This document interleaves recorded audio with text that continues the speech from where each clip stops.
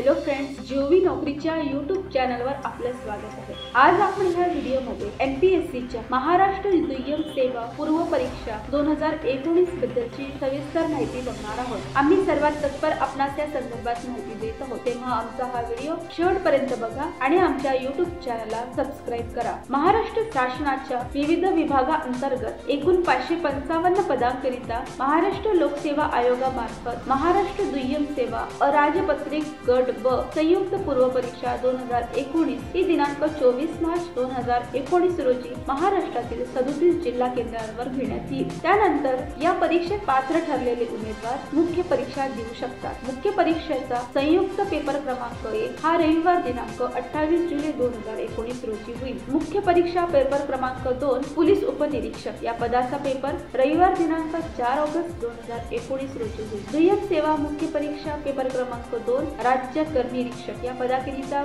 परीक्षा रविवार दिनांक 11 ऑगस्ट 2019 रोजी होईल आणि दुय्यम सेवा मुख्य परीक्षा 2019 पेपर क्रमांक 2 सहाय्यक कक्ष अधिकारी या पदाकरिता रविवार दिनांक 25 ऑगस्ट 2019 रोजी परीक्षा घेण्यात येईल। पदांचा तपशील बघूया। सामान्य प्रशासन विभागाअंतर्गत येणाऱ्या सहाय्यक कक्ष अधिकारी गट ब यामध्ये एकूण 24 पदे आहेत। वित्त विभागाअंतर्गत राज्य कर निरीक्षक या पदाच्या 35 जागा आहेत आणि गृह विभागाअंतर्गत येणाऱ्या पोलीस उपनिरीक्षक या पदाच्या 496 जागा अशा प्रकारे 555 जागेची भरती होणार आहे। वयोमर्यादेबद्दल जाणून घेऊया। दिनांक 1 मे 2019 रोजी सहाय्यक कक्ष अधिकारी या पदाकरिता उमेदवाराचे किमान वय 18 वर्ष आणि कमाल वय 38 वर्ष असावे। मागासवर्गीय उमेदवारांची कमाल वयोमर्यादा 43 वर्ष आहे। खेळाडूंकरिता 43 वर्षे वयोमर्यादा, माजी सैनिकांसाठी 43 वर्षांची वयोमर्यादा, दिव्यांग उमेदवारांसाठी 45 वर्षापर्यंतची वयोमर्यादा आणि अनाथ उमेदवारांसाठी 38 वर्ष। राज्य कर निरीक्षक या पदाकरिता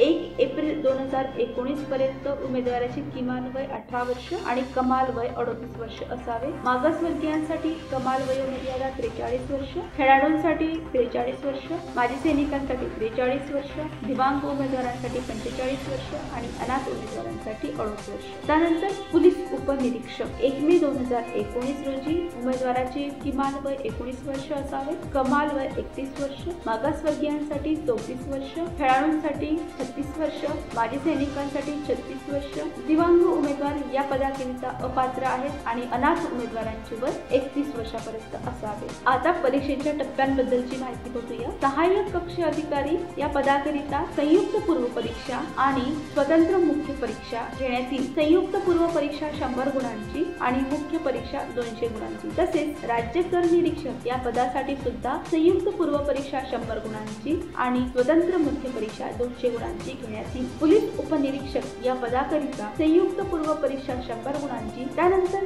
मुख्य परीक्षा 200 गुणांची। यात पात्र झालेल्या उमेदवारांना शारीरिक चाचणी 100 गुणांची द्यावी लागेल आणि शेवटी मुलाखत 40 गुणांची। अशा प्रकारे भरती प्रक्रिया राहील।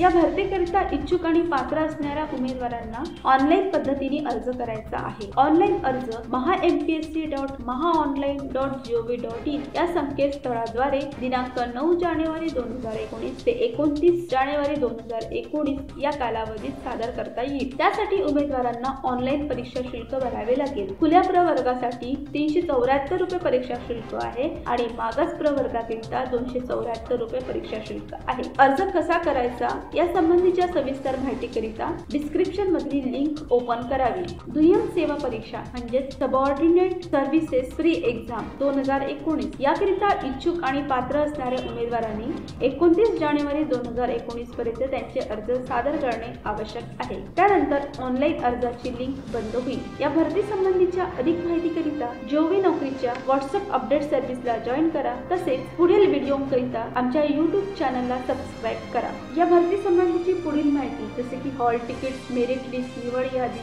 इत्यादींकरिता जोवी नोकरीला भेट देत रहा आणि अपडेटेड रहा। धन्यवाद मित्रांनो।